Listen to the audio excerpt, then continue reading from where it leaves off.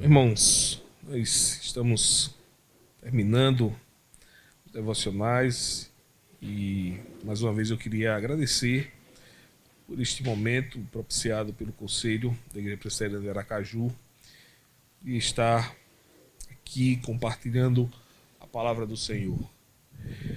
Vamos abrir a palavra de Deus em Gênesis capítulo 3. Gênesis capítulo 3.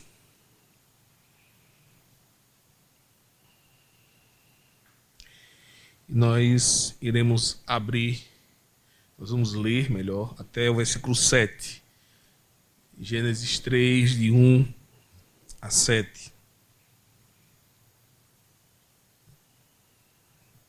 Diz assim: Mas a serpente, mais sagaz do que todos os animais selváticos que o Senhor Deus tinha feito, disse à mulher: É assim que Deus disse: Não comereis de toda a árvore do jardim. Respondeu-lhe a mulher: Do fruto das árvores do jardim podemos comer, mas do fruto da árvore que está no meio do jardim, disse Deus: Dele não comereis, nem tocareis nele, para que não morrais. Então a serpente disse à mulher: É certo que não morrereis, porque Deus sabe que no dia em que dele comerdes, se vos abrirão os olhos, e como Deus, sereis conhecedores do bem e do mal. Vendo a mulher que a árvore era boa para se comer, agradável aos olhos e árvore desejável para dar entendimento, tomou-lhe do fruto e comeu, e deu também ao marido, e ele comeu. Abriram-se então os olhos de ambos, e percebendo que estavam nus, cozeram folhas de figueira e fizeram cintas para si. Vamos orar.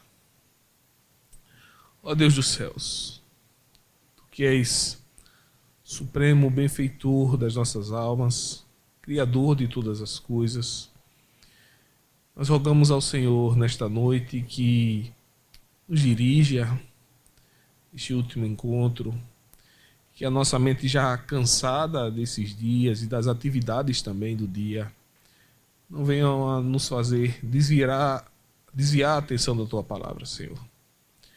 Que o Senhor nos ajude, despertando a nossa mente, para assimilarmos bem a Tua palavra, Pai. Em nome de Jesus. Amém. Irmãos, o último tema que nós temos para tratar neste acampamento, neste encontro de homens, né, é sobre o orgulho, né, que muitos vão atribuir o primeiro pecado exatamente como um orgulho, né? Embora essa interpretação, esta ideia seja uma ideia mais voltada para o romanismo. Eles creem que o orgulho foi então o primeiro pecado, né? A essência do primeiro pecado. Por isso que eu li até a queda, até comer do fruto, porque muitos teólogos reformados, e eu compartilho desta ideia, acreditam que a primeira questão tratada no coração do homem está relacionada à incredulidade.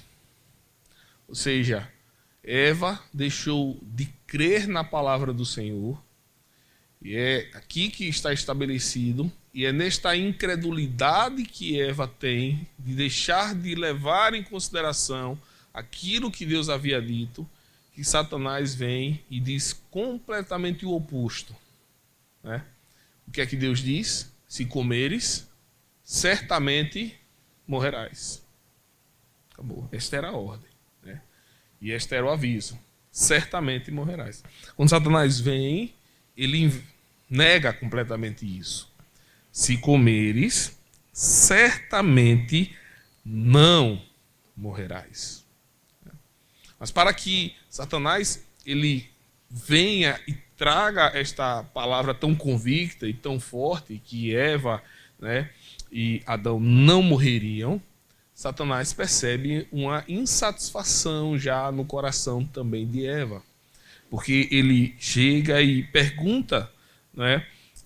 Vocês podem comer de tudo, né? A pergunta é: não comereis de toda árvore do jardim? Ele vem e faz essa pergunta muito clara, e Eva mostra insatisfação na sua resposta. Porque ela disse: a gente pode comer de tudo, mas tem uma árvore que está bem no meio, está muito claro assim, né? Olha, tudo a gente pode, mas está vendo aquela ali bem no meio? É ela que a gente não pode, né? Ou seja, ela tem fixo isso na mente dela.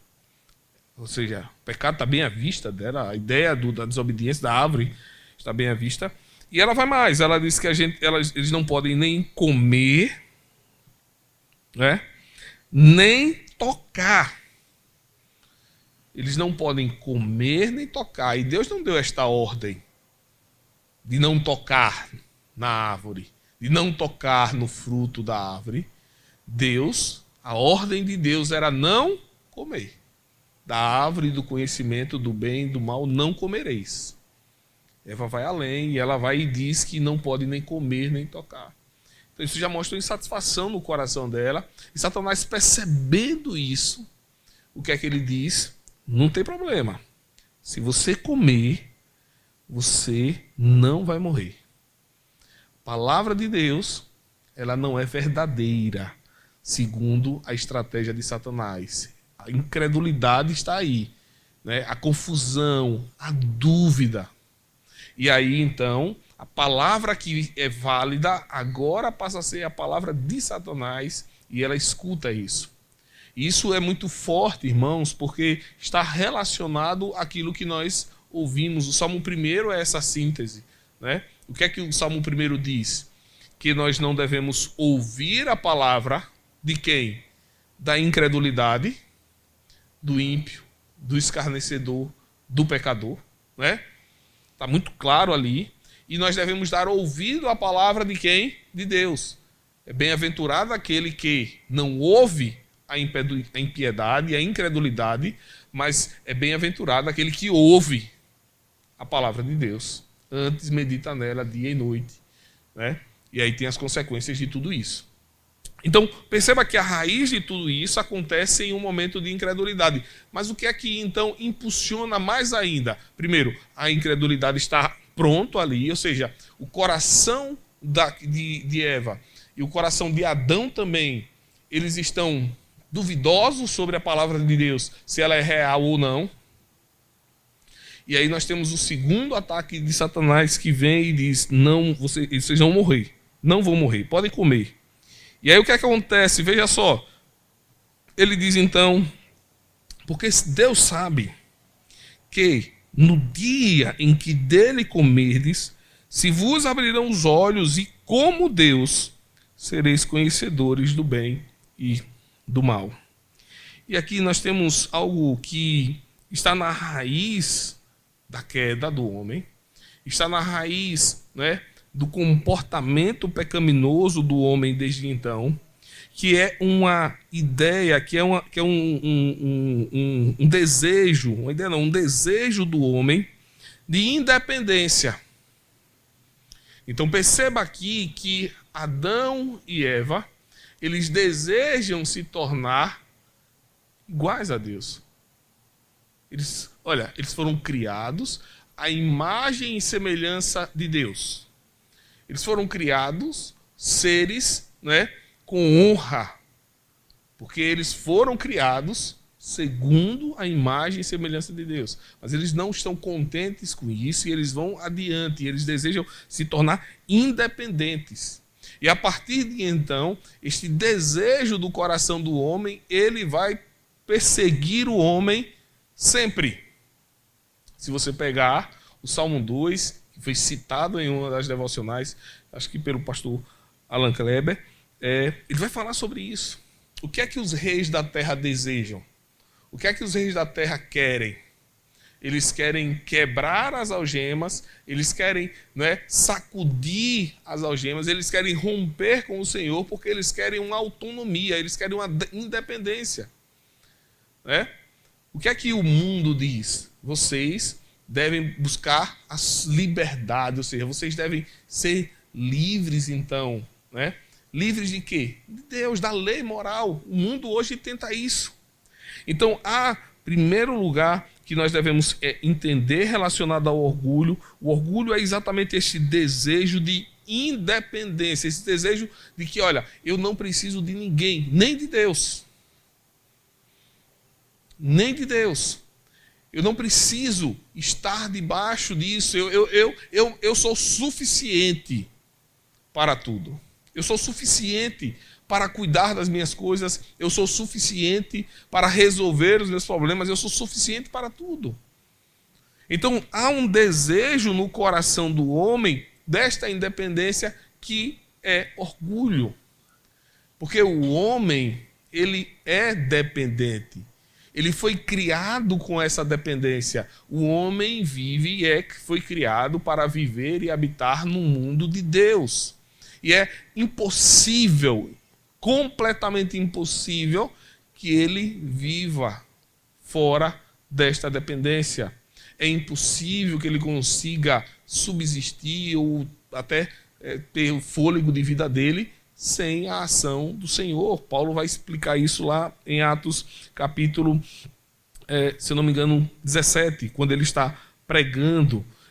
Então, perceba só que dentro da raiz de todo o orgulho há esse sentimento de independência, de romper com o Senhor, de acreditar que isso é possível, viver uma vida à parte de Deus, separada do Senhor. E as implicações de tudo isso estão relacionadas nos nossos relacionamentos.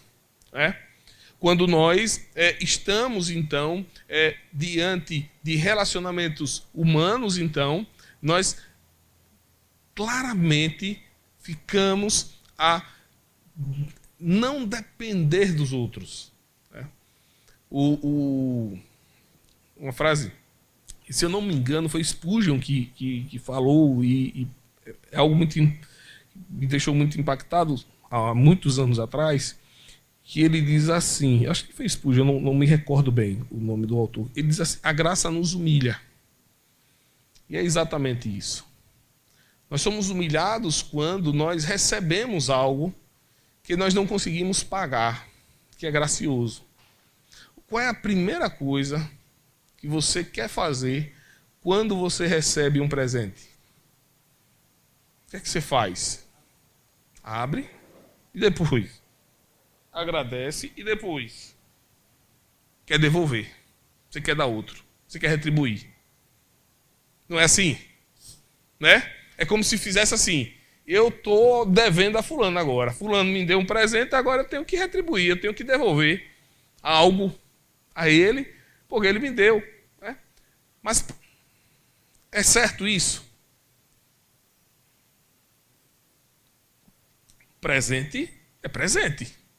Se alguém me dar algo, eu vou receber com grande alegria e agradecimento.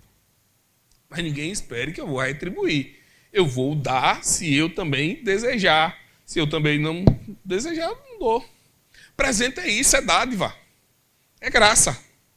Ele não precisa de ser retribuído. Mas nós temos dentro do nosso coração esse desejo, essa necessidade, para ficar como se fosse assim: olha, eu preciso retribuir porque fulano de tal lembrou de mim, fulano de tal me deu alguma coisa. Isso é parte do orgulho.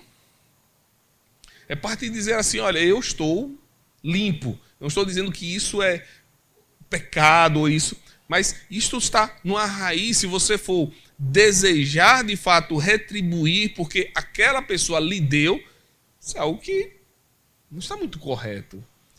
Porque se é presente, é presente. Se é algo que é dado, é dado.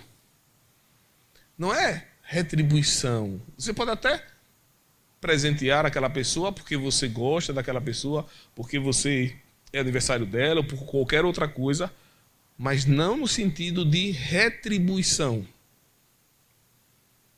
Porque senão perdeu o caráter primário de presente. Você recebeu aquilo. O que eu quero dizer com isso?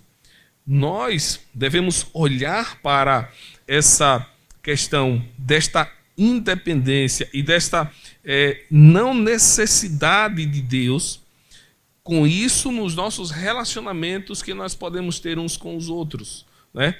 Então é algo muito comum você precisar de algo e você ficar muito constrangido ou até receoso de pedir ajuda a alguém.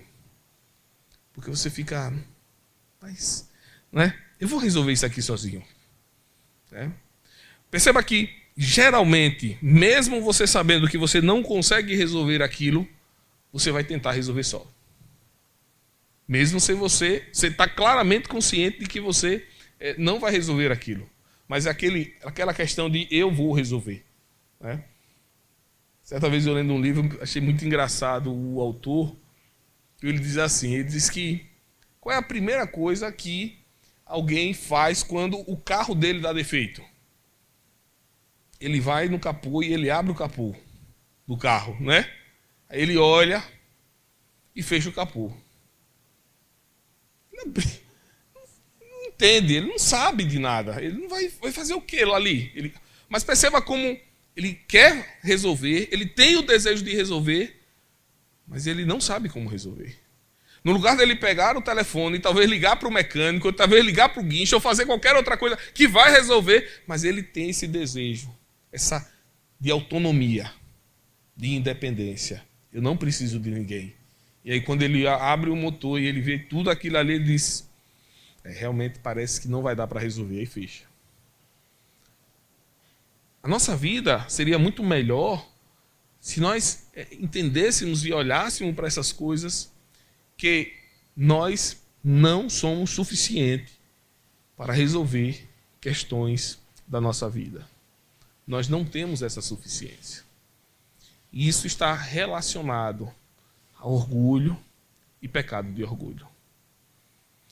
Quer ver outro exemplo que é muito comum acontecer, e hoje talvez nem tanto, né, por causa dos aplicativos de mapa, né? Você vai achando que está na estrada certa e tal, e alguém vai dizer, eu acho que não é bem por aqui. Né? Mas você, convicto do seu erro, você diz, é por aqui. Principalmente mulher, às vezes, vai dizer, olha, né? Não, e vai. Às vezes você percorre, vinha uma vez de Campina Grande até Propriar e vinha com um irmão da igreja. E eu achei estranho a estrada, né? Eu estava acostumado a fazer esse trajeto e ele não estava. Eu disse, rapaz, eu acho que a gente está perdido. Não me recordo de ter passado por aqui, não. Aí ele disse, não, é por aqui. Eu disse, rapaz, pare num posto, pergunte. Né? Não custa nada, né, a gente parar. Não. Aí foi. Meia hora depois. Olha, meia hora depois dá para rodar um bocado, não dá não? Meia hora depois ele disse, rapaz, e a gente não chegou e tal. E acho que por ali por Caruaru, depois de Caruaru, São Caetano. Eu disse, eu tinha avisado. E a gente tinha passado por uns 3 postos de gasolina. Aí ele, no próximo posto eu vou perguntar. Mais óbvio, né? Aí ele parou. Ele disse, não, você passou direto, porque tem tipo um retorno que você passa por baixo, assim, para você dar um... Você não é direto, que você vem de Caruaru, passa por São Caetano para chegar ali em Garanhuns, né? Tem uma entradinha assim. Mas percebeu? A questão do orgulho é só suficiente. Eu não preciso de ninguém. Eu não preciso de ajuda de um copiloto. Eu não preciso de mapa. Eu não preciso de nada. Eu vou sozinho. Eu sei resolver isso. Mas isso, na maioria das vezes, irmãos, nos leva a caminhos maus. O orgulho é destrutivo. As consequências do orgulho em nossa vida, irmão, geralmente vão trazer catástrofe, desgraça para a nossa vida. Veja o que aconteceu com Adão e Eva. O que a queda ocasionou para a vida deles. Veja as consequências para a nossa vida. Né? Então o orgulho, irmãos, ele traz desgraça para as nossas vidas. Essa ideia de independência nos leva, irmãos, a um caminho muito perigoso e difícil. Então, quando você não observa isso, e quando você não tem muita clareza sobre este pecado que tem, às vezes, consumido o seu relacionamento com a sua esposa, com os seus pais, ou com qualquer outra pessoa, como se dissesse, olha, eu vou fazer tudo sozinho, eu não preciso de ajuda, eu resolvo. Você está dizendo, eu sou independente. E aí, no fundo, o que você deseja é esta independência de Deus. Essa independência de Deus. Eu posso resolver minhas coisas. Eu não preciso do Senhor. Não preciso de Deus. Eu posso fazer as minhas coisas no braço da carne. O grande reformador Martinho Lutero, ele tinha um momento de oração muito longo, né? Ele orava muitas horas por dia, muitas. E quando ele tinha mais demandas para fazer, tinha mais coisas para fazer no dia a dia, no lugar dele diminuir o tempo de oração, ele aumentava o tempo de oração. No lugar dele diminuir e dizer, bom, eu vou orar menos porque eu vou ter mais tempo para resolver minhas coisas. Ele aumentava, porque ele entendia que para resolver questões do dia a dia é necessário estar debaixo da graça e da dependência de Deus. E aí onde está esta questão? Quando nós queremos esta independência dos outros, quando nós nos achamos suficientes em relação ao outro, isso é um sinal de que isso está relacionado também a Deus. Por exemplo, nós temos vários pais aqui com crianças pequenas, né? E acredito que educam seus filhos no temor do Senhor, leem as Escrituras, oram por eles, né? Que estão levando seus filhos para a igreja, estão incentivando eles na prática do catecismo e todas essas coisas. Mas fazer todas estas coisas é suficiente para eles? Sim ou não? Hã? Quem pode dizer se fazendo tudo isso, educando desde o comecinho ali até a vida adulta, isto é suficiente para eles? Não. Óbvio que não. Porque você não tem o poder de salvar. Porque você não tem o poder de converter os seus filhos. Isto é extremamente importante. Mas não é suficiente. Porque tem uma ação de Deus aí. Tem uma ação do Espírito Santo aí. Mas às vezes nós achamos que fazendo tudo isso é suficiente. Ou seja, eu educo meus filhos, né? E usa até aquele texto lá de Provérbios, né? Ensina o caminho que deve andar e quando ela ficar velho não se desviará dele. E pega aquilo como se fosse um mandamento, né? Olha, se eu fizer isso, meu filho não vai sair da igreja. É um mandamento, né? Não é. Porque a salvação, irmãos, é uma obra da graça de Deus. É uma obra do Espírito Santo do Senhor. Não está em nosso poder, mas perceba como nós desejamos esta separação de Deus, até em questões virtuosas.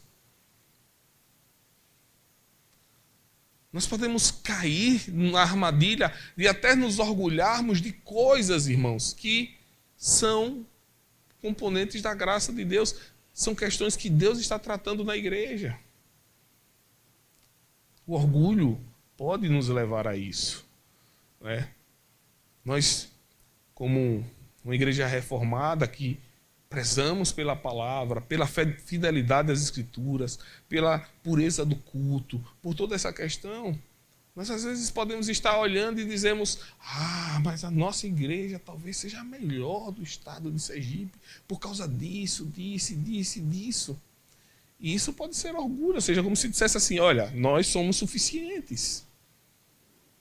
E não como uma obra de Deus trazendo reforma à sua igreja. Como uma obra do Espírito Santo de Deus trazendo reforma à sua igreja. Deu para entender? Então perceba, irmãos, como o orgulho é exatamente este romper, e isto pode estar relacionado até a coisas que parecem virtuosas. como criação de filhos, como uma igreja fiel. Você pode estar olhando para questões relacionadas ao pecado. Aliás, a coisas virtuosas e no fundo está o orgulho, está o pecado.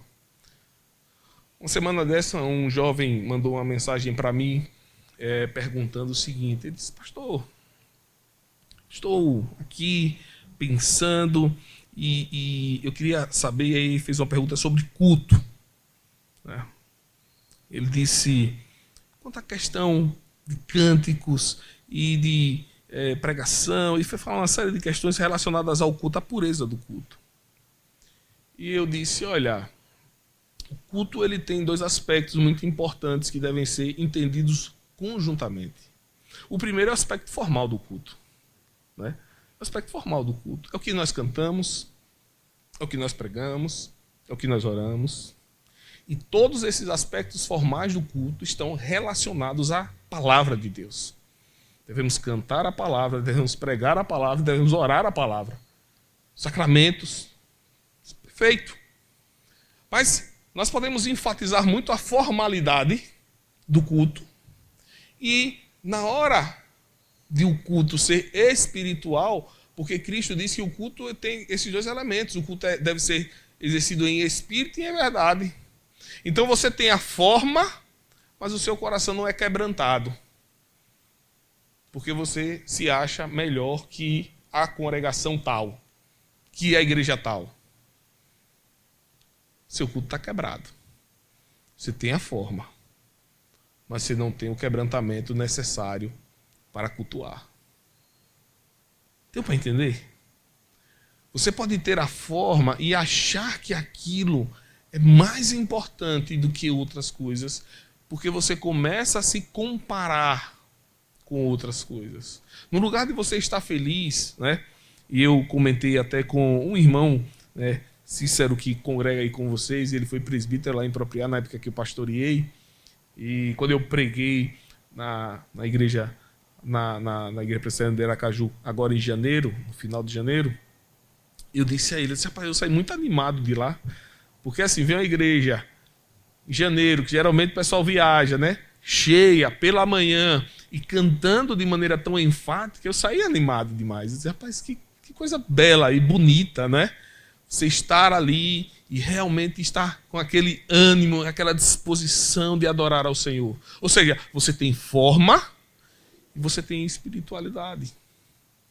Porque, geralmente, irmãos, nós nos perdemos quando nós apenas enfatizamos algo e geralmente isso está na formalidade que isso está relacionado para nos comparar a outras coisas. Vou tirar da igreja, educação de filhos, aquilo que nós fazemos no nosso trabalho. Tudo que eu faço é bem feito. Né? E pode ser bem feito mesmo. E é para ser bem feito, porque é para a glória de Deus. Mas eu não posso ter como um parâmetro aquilo para estar me comparando a outras pessoas para que eu esteja me engrandecendo, como se dissesse, eu estou fazendo isso no braço da carne. Eu estou fazendo isso debaixo do poder de Deus. E o maior exemplo de tudo isso, e aí eu caminho para fazer essa ilustração e caminhar para algumas considerações, é o próprio Senhor Jesus Cristo, que é cheio de glória, todo-poderoso, mas ele vem a este mundo para fazer as coisas que ele fez debaixo do poder do Espírito. Ele é Deus, perfeitamente Deus, mas as suas realizações deste mundo é debaixo do poder do Espírito Santo.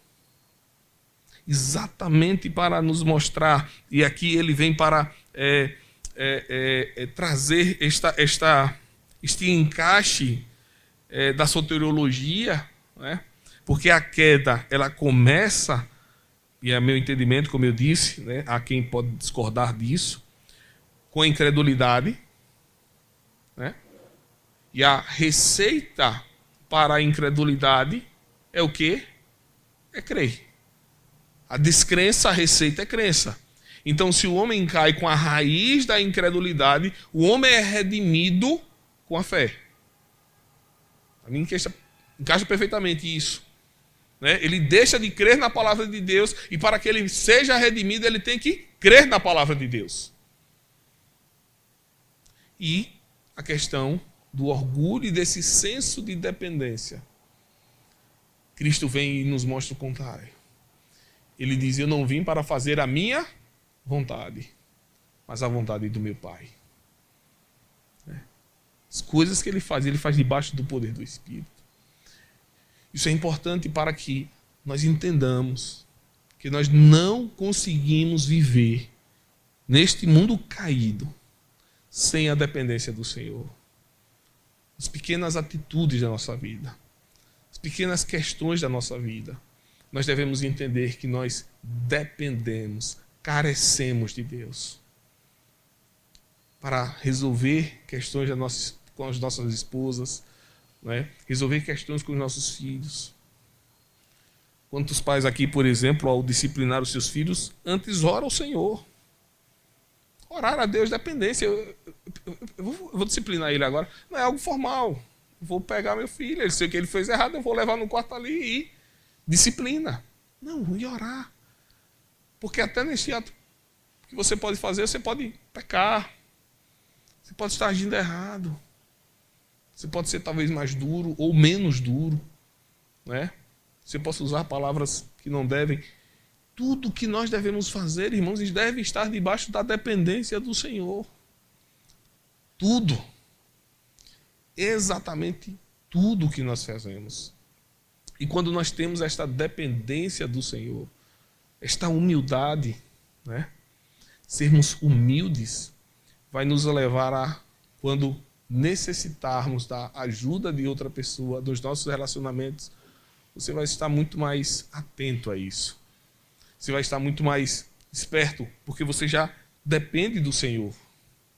Você pode muito bem, olha, eu sei que eu não posso resolver isso aqui, e eu vou procurar alguém que vai resolver para mim.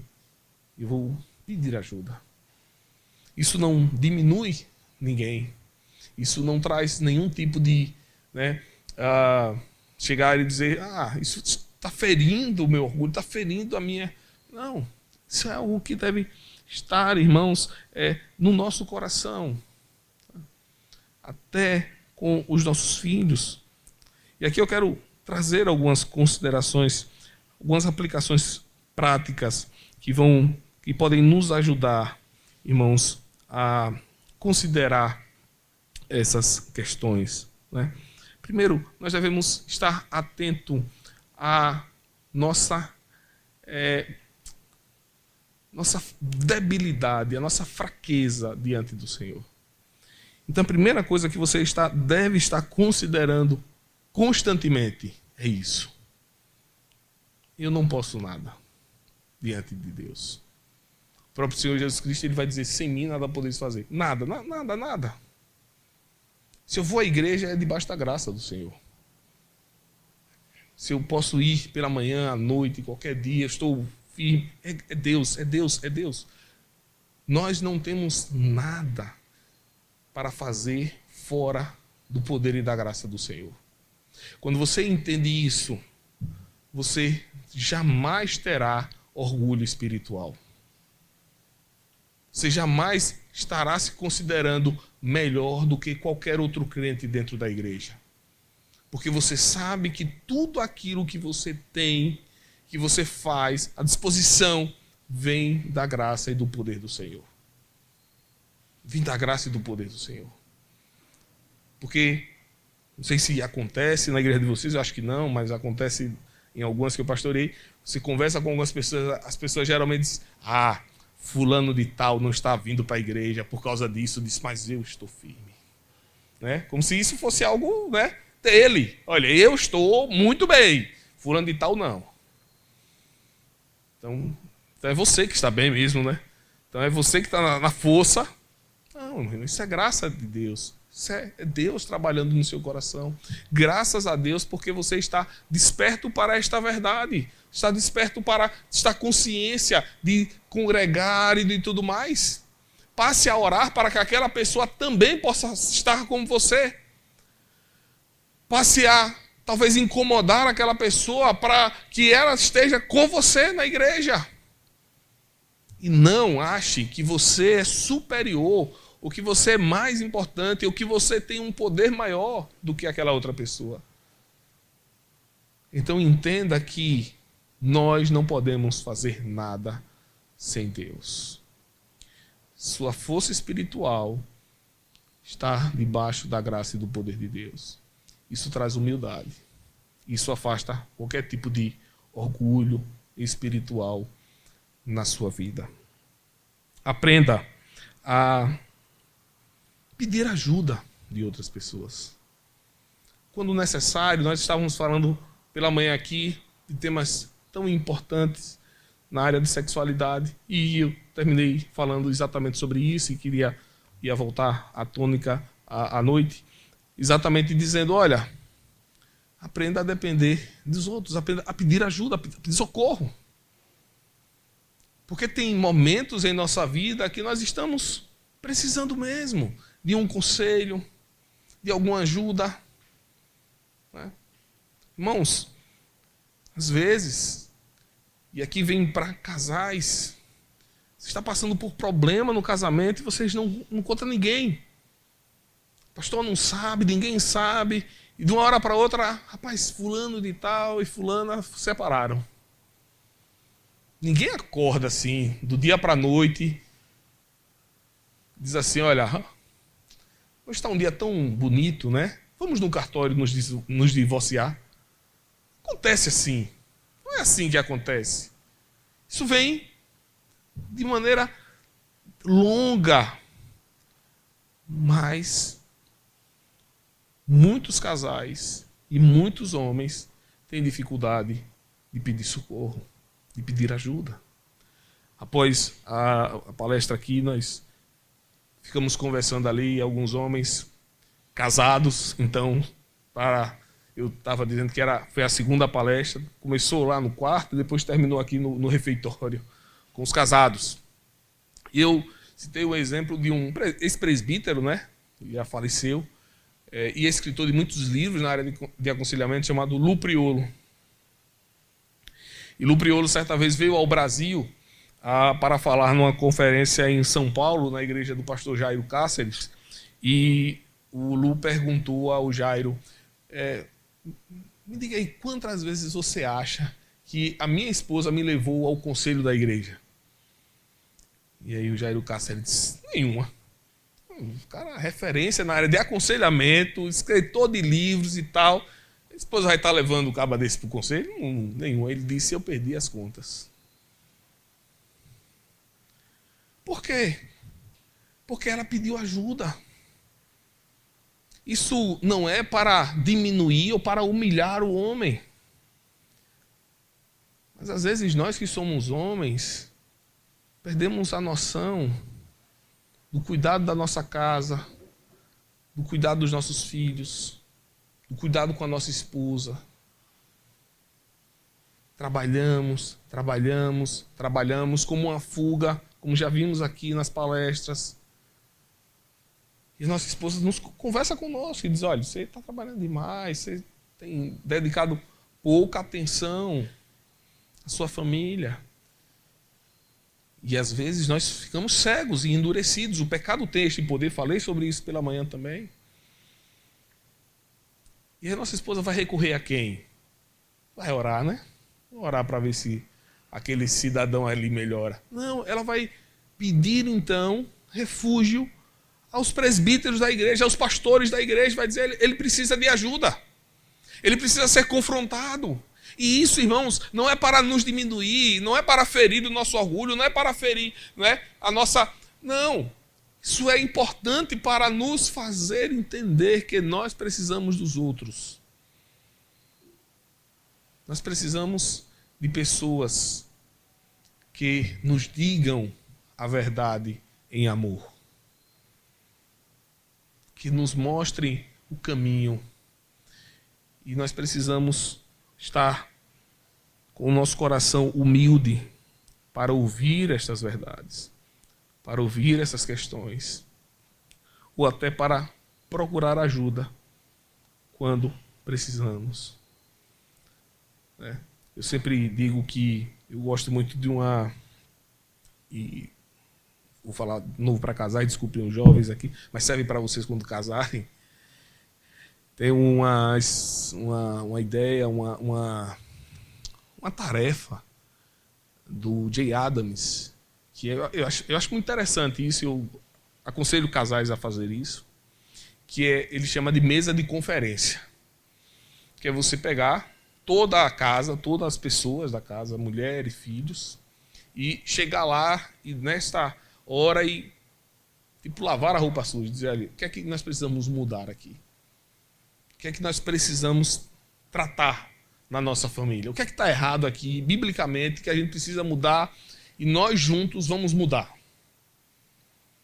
Só que tem situações em que o casal nem consegue fazer isso mais. Estão casados há muitos anos, eles não conseguem nem sentar para conversar. É nessa hora que o homem tem que ser humilde o suficiente de entender, eu preciso de uma terceira pessoa aqui, eu preciso de ajuda. Eu vou chamar um presbítero da igreja, eu vou chamar o pastor da igreja aqui, para que ele possa me ajudar com minha esposa. Isso, irmãos, é humildade, é o oposto do orgulho. Você está dizendo que você não tem condições de resolver aquilo. Você precisa da ajuda de um homem piedoso, sábio, maduro, e da ajuda de Deus para tratar aquela questão. Então, irmãos, isso é muito importante. O ministério pastoral, por exemplo, é um ministério muito difícil, porque muitas pessoas dizem é um ministério da solidão, Mas é importante até nisto termos outros pastores com quem conversar. Tem muitos colegas, às vezes quando eu vou falar sobre esse assunto, mas os colegas dizem assim, mas é difícil confiar em outro homem, porque de repente ele sabe da minha vida, e eu sei que há casos em que pastores conversaram com outros pastores em questões da sua intimidade e que esses outros pastores falaram a público. Acontece. Acontece. Não é algo assim extraordinário. Acontece. Mas não é porque aconteceu que eu devo me fechar e não entender que eu preciso de outros homens para conversar, de outros homens para me pastorear também. E isso deve ser feito na igreja, com o conselho da igreja. O próprio conselho ser amigo do pastor, estar ligado ao pastor para pastorear ele mesmo, para ter esta prestação de contas, para estar até fazendo a visita pastoral ao pastor.